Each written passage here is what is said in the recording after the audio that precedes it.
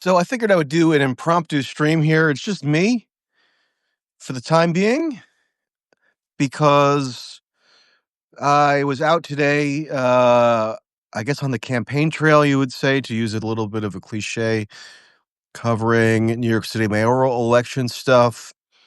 Also was on the campaign trail, you might say, yesterday. And of course, I've been peripherally following many aspects of the mayoral election, not to mention the New Jersey gubernatorial election. And there's even a mayoral election where I live, the Jersey City mayoral election, which I'm not going to get into in as great of depth because it's not of as much national import. But you might have seen today I posted is Jim McGree. Okay, so I will do a little bit of a detour on the New Jersey mayoral election. People don't even know, if you're not local. I found that Jim McGreevey, who was the governor of New Jersey from 2002, was it, to 2004, and resigned. He made a famous speech saying, "I am a gay American," and resigned in 2004. I have a distinct memory of it because it was right around my birthday in August of 2004. And, the scandal that led to his resignation was bigger than just the fact that he happened to be gay, right? It had to do with patronage he was giving to his lover, who was unqualified for a certain Homeland Security czar type job in New Jersey. But anyway, he went into exile for quite a long time, 20 plus years. But he gradually sort of reintegrated himself into Jersey City politics, where he took up residence. And he had lived in Jersey City as a child. He was the mayor of a different town in New Jersey whose name escapes me now. But anyway, yeah, he's back.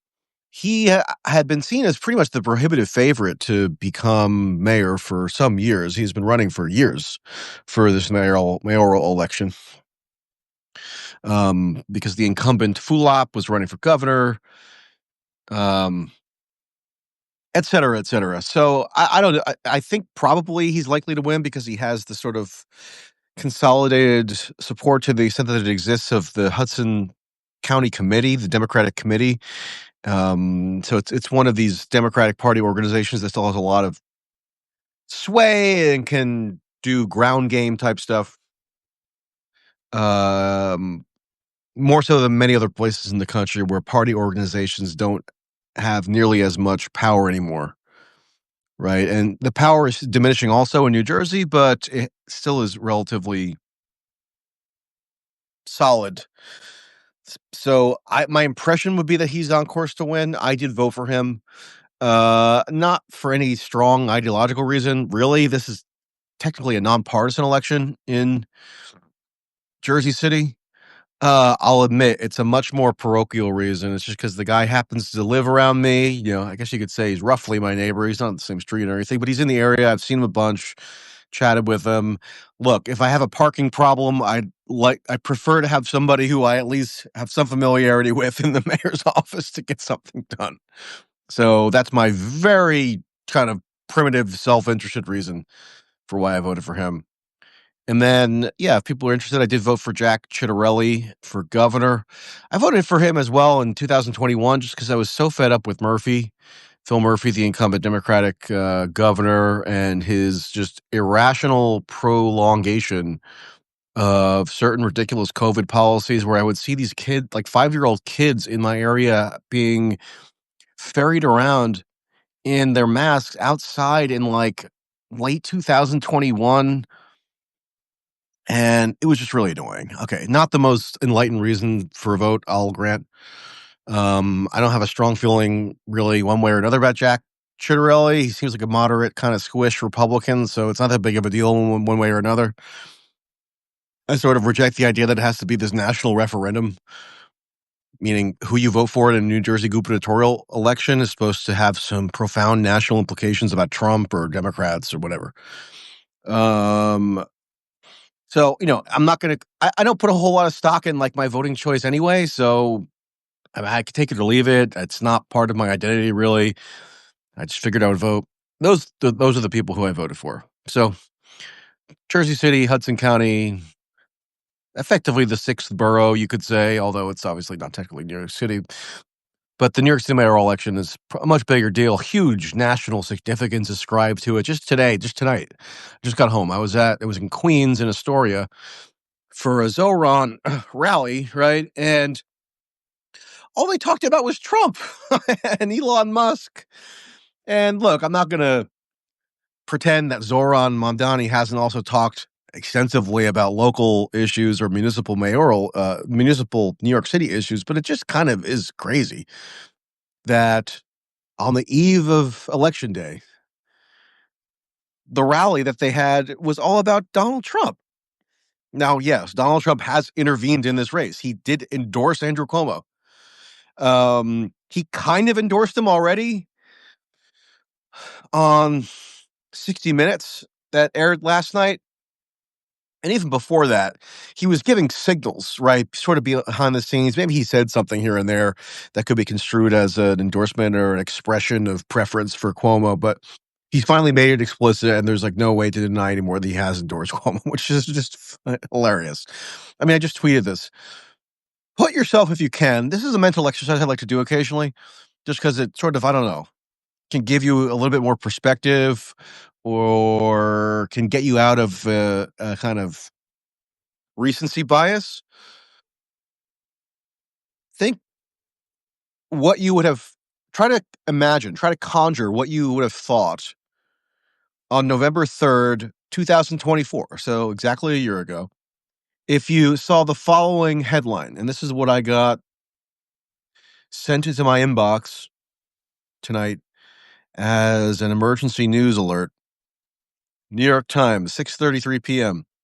Breaking news: Trump endorses Cuomo for New York City mayor. I mean, it would have been difficult to process that, right? Or you wouldn't even have known what anybody was talking about. It would have just been a totally sort of almost unfathomable development. So I don't know. I just say that to kind of stress the fundamental strangeness of this whole situation. Um, and look, on the New York City mayoral election, if you've been following anything that I've been writing on this, really starting over 4 years ago now, but I dove back in because I felt I had no choice, right, recently. Um, I'll freely admit that the angle that is most relevant to me and that gets me the craziest is the continuing, refusal on the part of the media to be even remotely rational about this whole supposed sexual harassment scandal that caused Cuomo's ouster from office, all right? Just to give a little bit of backstory, and I covered this extensively at the time, okay, 2021, 2022, but I never had any particular affinity with Cuomo politically. In fact, when I actually covered, Vice sent me to cover the gubernatorial campaign in New York in 2014 and 2018. And I covered various things related to his gubernatorial tenure in the interim. And my attitude toward Cuomo was overwhelmingly hostile and negative, right? This is even before COVID. Oh, I just almost knocked my phone down.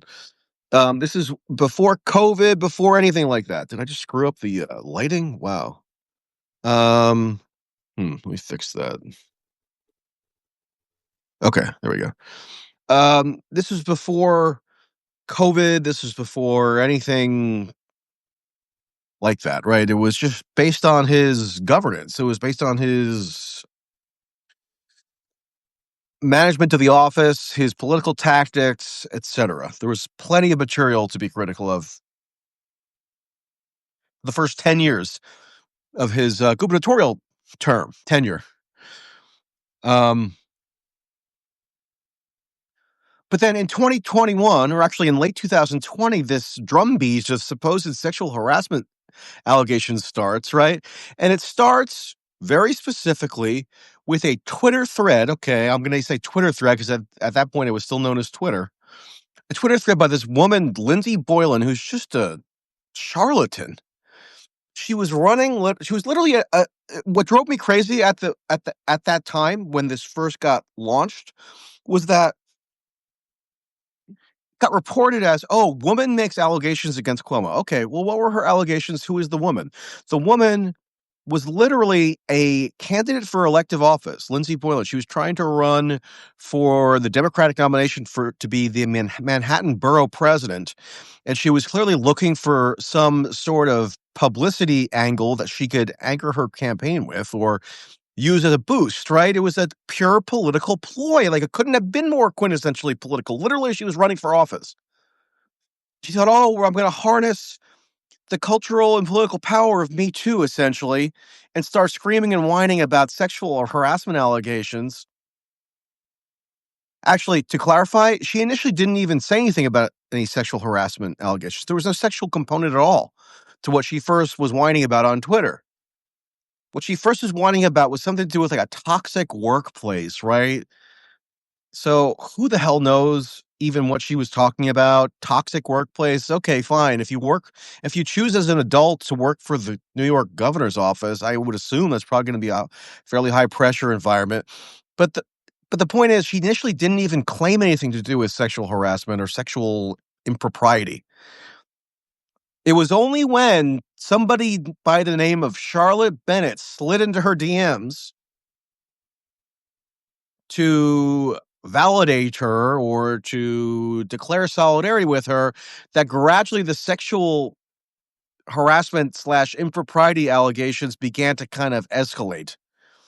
So those were the two main people, right? Those are the ringleaders. Those are the ones who got the ball moving. Charlotte Bennett and Lindsey Boylan. And they're both just psychos. Seriously. Lindsey Boylan is a much more sort of just distressing figure in that um no, sorry, Charlotte Bennett is the much more kind of just sad and distressing figure in that she was just considerably younger than Boylan, right? And she started claiming that she was groomed by Cuomo as a 25-year-old. She never made any claim that Cuomo did anything physically to her at all, right? It was what Charlotte Bennett did was she constructed this like interpretive paradigm through which she was now understanding her experiences with Cuomo, where she tried to get him. She was like a sexual assault activist on campus, essentially, right? When she went to Hamilton College, tuition, I don't know, 80,000 a year or something. She was one of these, she had this sexual assault activism thing going on. And then she was going to be giving a speech at Hamilton College, which was her alma mater at the time. And she asked Cuomo proactively when she was working just as an aide in his office if he could like provide some comments on her speech. And the whole thing then just got construed and like disfigured and contorted into like a sexual harassment scenario. And it was just garbage. Okay, so the media was totally uncritical about all of this. And then what happens? Then another woman comes out. Another woman comes out. Okay, who are these other women that come out? Go check. The third woman was somebody who who like had a photo of herself where she's at a public event with Cuomo. Cuomo's like greeting her, and Cuomo does this weird thing where he's like, he has her face like this. I mean, who cares? You're saying that's sexual harassment or sexual violation of some kind? Literally at a public event with people gathered around at like a restaurant. Then another woman, because they keep saying there's 12 women, 13 women. They can't settle on a number. When I say they, I mean the media. I mean other politicians. Curtis Sliwa said this to me directly. If you read my New York Post item, they say, "Oh, 13 women. They can't all be lying." I'm not saying that they're all lying. I'm saying there was a political ploy that was hatched to take out Cuomo, who, yes, at the time maybe had outstayed his welcome as governor to a certain degree. Although he was pretty much guaranteed to win the next Democratic gubernatorial primary if he chose to run, which he almost certainly was going to in 2022. So, there wouldn't have been a way politically or electorally for his opponents within the Democratic Party. So the progressives that got elected in like 2020 and 2018, there would have been no way for them to get rid of him through the ordinary process of electoral politics. So what happened? They smell blood, right? Charlotte Bennett, Lindsay Boylan, they have these vague claims that could be construed as somehow sexual harassment. And then, oh my God, it's a snowball effect, right? Another woman claims that she was harassed because he did like a weird greeting at a restaurant.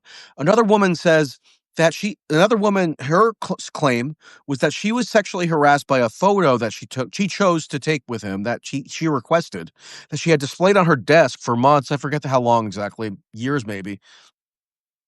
And like he has his hand around her. And although she proudly displayed this photo on her desk for X amount of time, she then realized once Charlotte Bennett and Boylan come out that, oh, she has to now reinterpret the meaning of that photo and claim it's sexual harassment. And so the 13 women, go look at you can go look at the details. Another one was a woman who was a medical doctor who appeared with Cuomo at a COVID press conference. Leave aside what you think of the COVID policy, right? She appeared with him at a COVID press conference in 2020, and he did like a wisecrack essentially saying, this medical doctor makes her medical gown because she was wearing one of these elaborate COVID era medical gowns. He says, she makes it look good. Okay. Wow. Earth shattering. I mean, Donald Trump says stuff that's much more, problematic than that every day. Um, and almost every other claim that was made by these supposed victims that was then sort of presented by Tish James, the attorney general who got delegated to run by the initial investigation into Cuomo's conduct. It was then presented by Tish James and her confederates as evidence of sexual harassment, even if the women didn't allege sexual harassment. Some of the women in that report that got put out in August of 2021 actually exonerated Cuomo, saying, yeah, he did have like some kind of affectionate behavior that he did with us, but we liked it. Okay, go read it. Nobody read the stupid report. So it drove me crazy.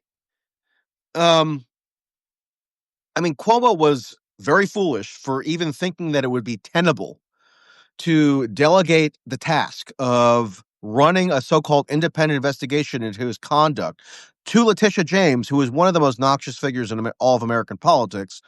And although the idea or the pretense was supposed to be that she was going to be running an independent investigation, it was a lie. She had her senior level staff intimately involved in running the investigation by conducting interviews, etc. And then once Cuomo did resign, once his political support evaporated, Letitia James then tried to run for governor by bragging about how successful her investigation was in taking out Cuomo, okay? So when Cuomo says, when he's been made to address this lately in this mayoral campaign, that it was a political hit, it just was. Like, it's just indisputable.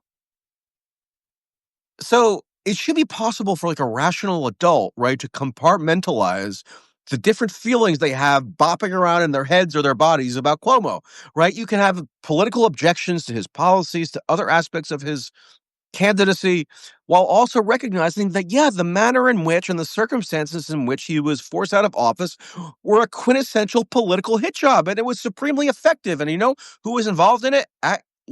Zoran Mamdani. He had a minor role in the grand scheme of things at the time. He was a newly elected member of the New York State Assembly, but him and his little DSA cohort did kind of, connive amongst themselves to put out the first major joint statement among Democrats in the legislature to call on Cuomo to resign on the basis of the sexual harassment stuff. Okay, so then fast forward to 2025. What really grinds my gears, and why do I feel like I have no choice but to dive headfirst back into this issue?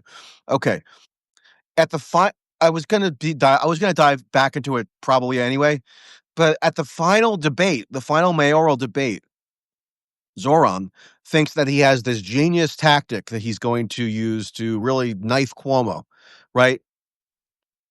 Put him away for good. He foists this surprise on Cuomo. He has a special guest in his entourage for the night at the debate. It's Charlotte Bennett. Oh wow. Okay. Charlotte Bennett, one of the victims that continues to be hounded by Cuomo, Zoran insinuates. Well, what's happened with the Charlotte Bennett situation between 2021, when she started to claim that she was groomed, when she was an adult grooming victim, and the present? Well, there was a significant development. That would be in December of 2024, when Charlotte Bennett unilaterally and voluntarily withdrew her own lawsuit that she had brought against Cuomo, or rather, Deborah Katz, who runs this extortionist law firm, brought against Cuomo in 2022 after he had left office. Over the course of that lawsuit that she initiated, of course, the requirement is that she has to produce discovery, right? She claimed that she had been traumatized and injured and harmed by Cuomo's actions. So then to substantiate that, yeah, over the course of discovery, you are required generally, depending on different rulings that are made, etc., you're required to produce materials that would either substantiate or falsify your claims of having been injured by the person you're suing. So they delayed the provision of these discovery materials, and finally they have to give some, right? They're still under seal to this day. And yes, some of them are private medical records because I'm sorry, if you're saying that you suffered a private medical affliction as a result of the conduct of the person that you're suing, then yeah, you have to produce the materials that corroborate that over the course of the lawsuit. Um, so what happens by 2024, right? The lawsuit's been going on for over 2 years. Finally, she's going to be compelled to sit for a deposition. And she's going to be confronted with evidence that is just unquestionably exculpatory of Cuomo. You know what some of that evidence is? Stuff that I originally found out. I'm the guy who reported it, okay? It fell to me as usual. Go look up what I reported in 2021. This woman, Charlotte Bennett, when she was at Hamilton College as the sexual assault activist or whatever, she did essentially the same exact tactic that she later would do against Cuomo, against a fellow Hamilton College student, to get him expelled from campus by fabricating claims of sexual improprieties against him. But she used these emotional manipulation schemes to try to badger others on the campus to support her. Because if they didn't, they were re-traumatizing her, right? To get the guy expelled from campus. And she later had to admit, she later had to withdraw her complaint and admit that the whole thing was fabricated. And then she did the same thing with Cuomo, more or less. She colluded with Boylan. She colluded with these other so-called victims to get them to become corroborators of hers, have this phony snowball effect that people still buy into to this day, 13 women, etc., or whatever the number is. And then when the rubber hit the road and she actually had to substantiate her claims after years and years of drawn out litigation that she again initiated, what does she do? She decides to voluntarily dismiss her lawsuit out of the blue. And Cuomo adamantly opposed the dismissal of the lawsuit, right? Obviously, he couldn't do anything about it at that point, but he declared over and over he wanted it to go to trial because it would exonerate him, he said. The evidence that had been unearthed would exonerate him. And it would have, because they got the Hamilton College info. I got some of it at the time, but they got more, showing that she had this pattern of fabricating claims pursuant to this activist crusade she was on as a woman, Womixen, she was WOMXN rights activist or something.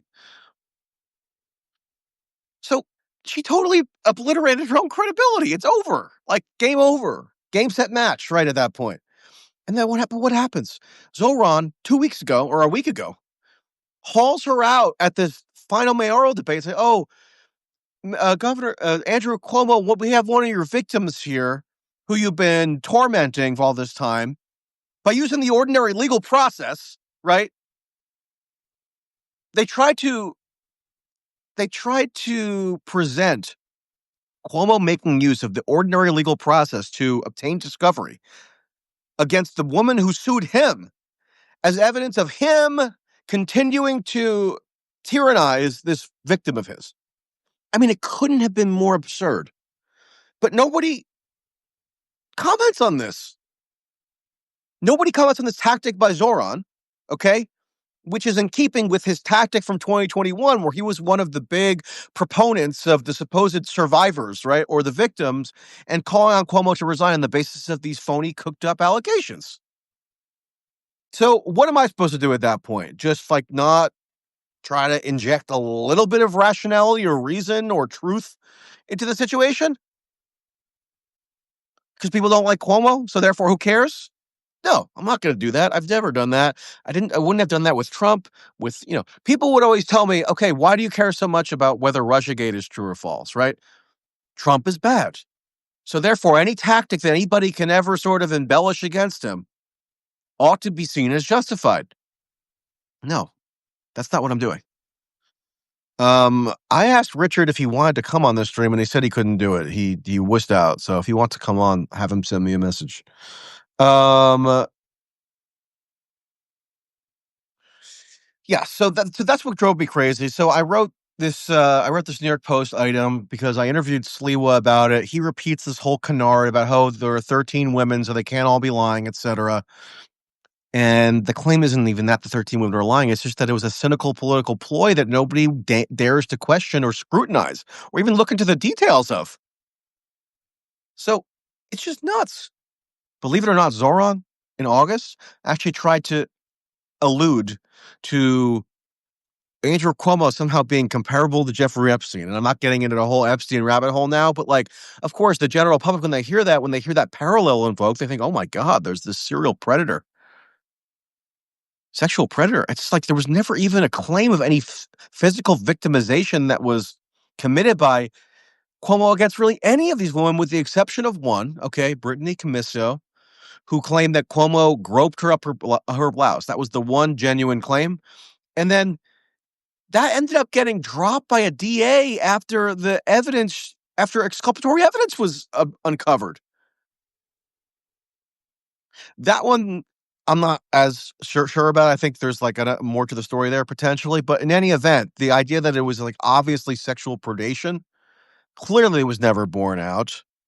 Letitia James tried to use the fact that criminal charges were filed briefly against Cuomo in 2021 to bolster her aborted gubernatorial candidacy, but then it proved to be this whole bizarre scheme because the local the local sheriff tried to file the charges, but then when it was submitted to the DA, who would actually have to prosecute it, I think it was in Albany County, it was then found to have been deficient, and that exculpatory evidence was concealed, right? And then it was dropped. So no, this whole thing, yeah, I am willing to say in general terms that the whole Cuomo sexual harassment thing was just faked. It was a fake political ploy. It's a very savvy and clever political ploy by the socialists, progressives, whomever, and their like fellow travelers to get rid of a political foe of theirs whom they would not have been able to get rid of through ordinary political means. Or electoral means anyway, because the impeachment threat was a political process, but you know what I'm saying. Um, but on the substance and the merits, I mean, it just totally fell apart. And so for like 4 years later, after 4 years of hindsight, 4 years of legal action that anybody can go examine, the dockets are available. You can read this stuff. You can learn actually what happened. For then Zoran and his, left-wing cheerleading squad to come out and say, "Oh, look, we have this beleaguered victim tonight, Charlotte, who Cuomo continues to victimize or re-victimize simply by using the ordinary legal process to obtain discovery that exculpated him in the lawsuit that she filed against him." I mean, it's just mind-blowing, okay? So that was the angle, from which I decided I had to cover some of this. But um and so I tonight at the Zoran event, right? I saw Zoran tonight. He was being introduced by Donovan Richards, who's the Queensboro president, who came up and hugged me. I guess I had some interaction with him years ago that I don't even really remember. But he came up, gave me a big hug, which is bizarre. And then another guy, Michael Gianaris, who's a state senator, right? Who's is he the majority leader or what is he?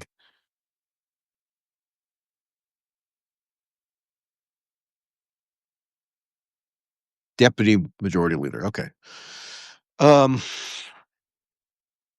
and that's why I asked them. They're there as basically as surrogates for Zoran, right? And surrogates, one of Zoran's closing arguments was to haul out this Charlotte Bennett woman who's just a psycho. Really? Look, I know people might find it strange that I get so preoccupied with these kinds of stories, but the reason why I find myself forced to is that nobody else will cover them with any degree of just rational, critical detachment. So what am I to do? I don't know. You explain to me. Um, but neither Michael Denaris nor Donovan Richards had an explanation, really, other than just to deflect and to whatever. I mean, I'll have a little item about that, I guess, tomorrow morning. Um, but anyway, so beyond the sexual harassment stuff, right, which I'll admit was sort of my impetus for really re-engaging, the dynamics of the race overall are interesting. I was in Staten Island all day yesterday, or not all day, but much of the day yesterday. I did a little item where I basically coined a new kind of voter, or a species of voter that I had observed in the wild over and over again. I was observing what I would call the begrudging Cuomo voter, right? On Staten Island in particular, it's the Republican stronghold in New York City for the most part.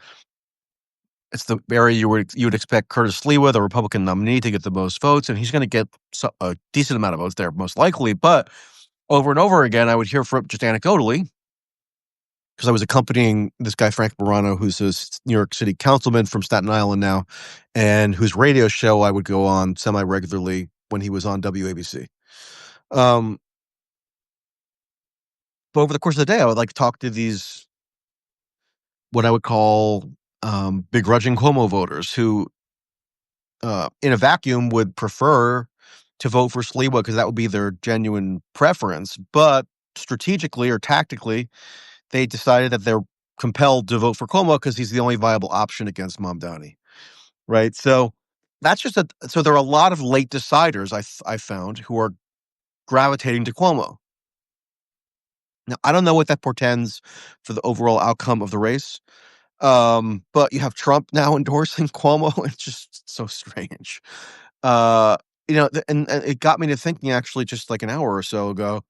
Let's say hypothetically Cuomo did win, right? He's on an independent line. So yeah, he's a registered Democrat. He's still identifying as a Democrat, but in terms of the actual ballot line that he's on, it's on an independent ballot line, which you're able to do in New York, right? So he lost the Democratic primary to Zoran in June, but he can still run as an independent. He's more hidden on the ballot now, so you actually have to search out his name, which could be a hindrance to winning. But let's say hypothetically he did win. He'll be governing, I think, probably more or less as a Republican, at least in a New York City context, right? If only because his winning coalition, should he hypothetically win, would have a disproportionate share of Republican support behind it, or his winning coalition would be dependent on Republicans. So, and it would be totally divorced from the left or the progressives, whom Cuomo did at one time have to court. You could tell he didn't never really like to do it, but he would do it, right? The Working Families Party, other sort of progressives, etc. Now he's spurning them completely. So if he wins independent of them or in active opposition to the more left-wing elements, that means he's going to govern with a different sort of attitude or sensibility, given the coalition that sustained his victory. And you see a bunch of Republicans, like council members in the handful of Republican areas in the city, like in southern Brooklyn, Staten Island, parts of Queens, etc., who have endorsed Cuomo, even if they had originally supported Sliwa, even if they don't like Cuomo, because they now declare he's the only option to defeat Mamdani, who they say is going to end Western civilization or whatever with his communist reign of terror. I don't buy into that really with Mamdani myself. There was an unheard debate that I went to last week, which amazingly, this woman, Lindsay Boylan, the huckster, was representing Mamdani as one of the two debating partners. And even though I had to call her a disgrace because she is, and there's no good reason why she should be allowed to just freely represent the Democratic mayoral campaign or nominee without people pointing out that she was just this sleazy operator who got this whole ridiculous sham underway with her stupid allegations where she claims that she was victimized by the existence of a cigar box. Seriously, Lindsay Boylan claimed, look it up, that she was sexually victimized or sexually abused by the existence of a cigar box in Cuomo's office that Cuomo pointed out to her. You know why? Because according to Boylan, Cuomo would point out that he received that cigar box as a gift from Bill Clinton. And so the obvious implication would be that it's supposed to be some reference to Bill Clinton's sexual liaison with Monica Lewinsky. And that meant that Lindsay Boylan was sexually abused by the existence of the cigar box. I mean, give me a do we have look, we're not required to take this stuff seriously. I'm not a men's rights activist or anything like that. I'm like a rational inquiry activist if I'm an activist for anything. And like, this is just lunacy. That this woman, in conjunction with this Charlotte Bennett psycho, could have gotten a governor toppled in the first place is outrageous.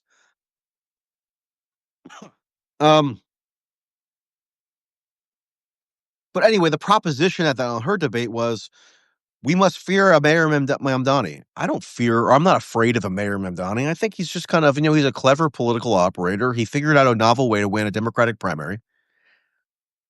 Ever since June, when he won the primary against Cuomo, he's been assiduously sort of courting, quote unquote, the establishment, which is not a term I earnestly use because it's so vague. But yes, like, Kamala Harris people working for him. It's not going to be that insane, I don't think, if he were to win. Even if he did do like some pilot program with like state-run grocery stores, like one in each borough, who cares? Like, it's just not that big of a deal.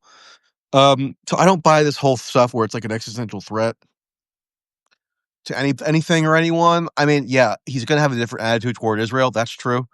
So if that's your number one, like, non-negotiable issue, okay, maybe it is more significant, but I don't find that to be that big of a deal either. I mean, the idea that the New York City mayoralty, is that how you pronounce it? Mayoralty? That the New York City mayoral office should have such like a portfolio with foreign policy, it's like joined at the hip with Israel. That alone is ridiculous. So anyway, I ended up in the ironic position where I had to agree with Lindsay, the charlatans sided in the debate, while also pointing out that she was a disgrace. So what else? I went today to two Cuomo stops. One was in Brownsville, Brooklyn, right? Which is among the most destitute areas of the entire city. He went to his senior center, so it was full of mostly black women, older black women, who were pretty enthusiastic, I guess, about Cuomo, but I don't know, it's just sort of a little bit of a sad situation. I like the ladies, actually. I talked to a few of them. I posted actually an interview that I did with one of them on X today, just the audio. And it was pretty interesting. I mean, she was saying that, look, I've been a New Yorker all my life. I don't know about this Zohan. Like, she couldn't even pronounce his name. She knew nothing about him. But she started chanting Como, Como, Como at me, so she couldn't pronounce Cuomo either. And then I went to yet another thing on Staten Island with Cuomo where it was a very short trip to a pizza place. I mean, the pizza was good, but I mean, I should stop eating so much pizza in Staten Island, but it's just so good. And he doesn't do a lot of like retail campaigning, it seemed like. This is funny. So there's this guy as Cuomo was in this pizza place in Staten Island, right? This guy came up and tapped me and asked me am I with the campaign? I said no. And he said, because I want to ask Cuomo if he can come across the street. I have this occupational therapy place that I want him to just visit because we're big Cuomo supporters. So I don't know. I guess go up and ask him then. So in other words, like, I'm like in a position where I'm really facilitating Cuomo's ability to go around politicking, which I didn't intend to do, but I'm just like, I don't know. I mean, this guy's asking me like, how can he get Cuomo to come across the street? I said, I don't know, go ask him. So they don't really organize these stops, but maybe it won't matter because like Mike Bloomberg is pouring more money into this. I mean, you got to think that Mike Bloomberg, I mean, he's a pretty savvy operator. If he was going to give yet more millions to Cuomo after it seemed like he probably had given up over the summer, that Mamdani could be stopped, right? I heard I know that to be a fact because for reasons I'm not gonna divulge right now. But apparently something changed in whatever analytics he has running out of like his Bloomberg terminal, and he decided that okay, this is worth another couple of $1 million to invest to allow Cuomo to just blanket the airwaves. I was watching the World Series uh, recently, and it was all Cuomo ads, pretty much, and or anti Mamdani ads, and they seem to be all from the Bloomberg expenditure. So doesn't mean that he's right and Cuomo's going to win. I don't know, maybe not, but I'll tell you just a couple of things. All the late breaker, I sensed a momentum anecdotally in terms of late deciders for Cuomo, right? And that makes sense, right? Because these late deciders are not going to be people who are otherwise enthusiastic about Cuomo. They're going to be people who have come to the realization that Cuomo is the only option. So that stands to reason that they would make that determination late, right? It's not like they had such fondness for Cuomo that they knew they knew for months they were going to be voting for him. You have like again Republicans peeling off, supporting Cuomo, Trump endorsing him, Musk endorsing him tonight. Zoran dipping a little bit in some of the recent polls. The landscape of the turnout seems like it could throw certain assumptions maybe into uncertainty, because we just don't know what like the contours of this electorate look like because there has not been a competitive New York City mayoral race general election since 2009. So 2009 to 2025 is a long time for there to be a lot of dynamism within just the composition of the electorate, right? Some of the primaries have been competitive, but in terms of the general election, none have been competitive since '09. So I don't know. I think that there seems to me to be uncertainty. So I am going to be going to more. I'm going to be following Cuomo stuff mostly tomorrow. Okay, so if you're interested, follow me. Oh, and I plugged this in the piece that I did today on the Staten Island thing. But make sure you can go over there and click the link or just Google it. Megan O'Rourke, Andrew Cuomo interview. I helped to sort of facilitate that. Very good interview with Cuomo. Not an ass kissing interview. Again, I was never the biggest fan of this guy, to say the least. But it was very, substantive, but not gratuitous. It was a good interview, and I kind of sort of helped make it happen. So go take a look at that if you're curious. Um, and what else? Oh, I guess the New Jersey gubernatorial election. Yeah, I just can't stand. I mean, I don't put much of a premium or like emphasize my own personal preferences that much because they're just not that relevant in terms of my electoral choices. But I just have a particular sort of revulsion to Mikey Sherrill because she happened to win her congressional seat in 2018 in my hometown district in New Jersey, which is like more of an affluent suburban district, and had been represented by a Republican since before I was born. And she was one of these like national security women Democrats that got recruited by the Democratic Congressional Campaign Committee and so forth, and got like kind of boosted in the primaries that year. And they were going to be the future of the party. Her and this Abigail Spanberger from Virginia, who lo and behold is also the gubernatorial nominee in Virginia, probably more likely to win there. But Mikey, sorry, Mikey. Well, first of all, what kind of name is Mikey? I mean, I looked up her name. It's actually not even. I mean, I'm not going to dwell on her name, but like her name is Rebecca Michelle. All right, whatever. Um, she just annoys me. I'm sorry, and like she's so stilted. She has no like independent policy program really about anything. And Jack Chitterelli is just like I don't know. I mean, you don't want New Jersey. Just in general, it's probably not. It's probably not that wise to have like 3 terms of uninterrupted Democratic state governance. I mean, Murphy is enough. That guy. I mean, thank God he's on his way out because he's so annoying. I'm not even gonna get into it really in great detail, but I'm just giving you like sort of my intuitive reasons why I thought I would vote for you know the Republican here. So if anybody accuses me of having like I don't know, some like hardcore anti-Republican bias, I really don't. Like in terms of just individual voting decisions, I don't put that much stock in it one way or another. So I split my ticket. I'm one of these vaunted, I guess, split ticket voters. I technically voted for a Democrat for the mayoral race in Jersey City, although it's a nonpartisan election, and then a Republican for governor. Okay, so it doesn't matter. Who cares? What else? Yeah. I'm gonna do, I think, another item because I did these interviews with the Queensboro president and the deputy majority leader of the New York State Senate. Not the most household names, but they were interesting enough. I asked them about this whole Charlotte Bennett sexual harassment thing, and it's just like word salad. I hate that cliche actually, but like they have no good answer to the questions because nobody poses the questions. It just drives me bonkers. Um, yeah, so I think there's some volatility in the race because, like, remember, not only was this the first competitive general election mayoral race in New York City since 2009, it's also been a four-way race and then a three-way race. So when of meaning of like viable or of candidates who are getting like a decent share of the vote. So that also introduces a dynamic of uncertainty or volatility that I think could potentially lead to some surprises. Now, watch me nah, it's very possible that tomorrow, like, Zoran wins by 8 points or something, and, none of this really matters, but I just think, there's stuff to watch out for. So, more than likely, I'll bet whatever Cuomo sort of, like, victory or defeat party that they have, tomorrow, and maybe I'll do some stuff from there. I'm not 100% sure yet. And that's my little preview.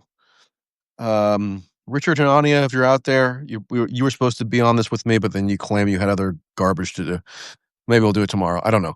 Um, yeah, I hope you moderately enjoyed this. If you didn't, you don't have to watch. Okay, I'm sure there's stuff that I left out, but I'll get to it at some point. Goodbye, everyone.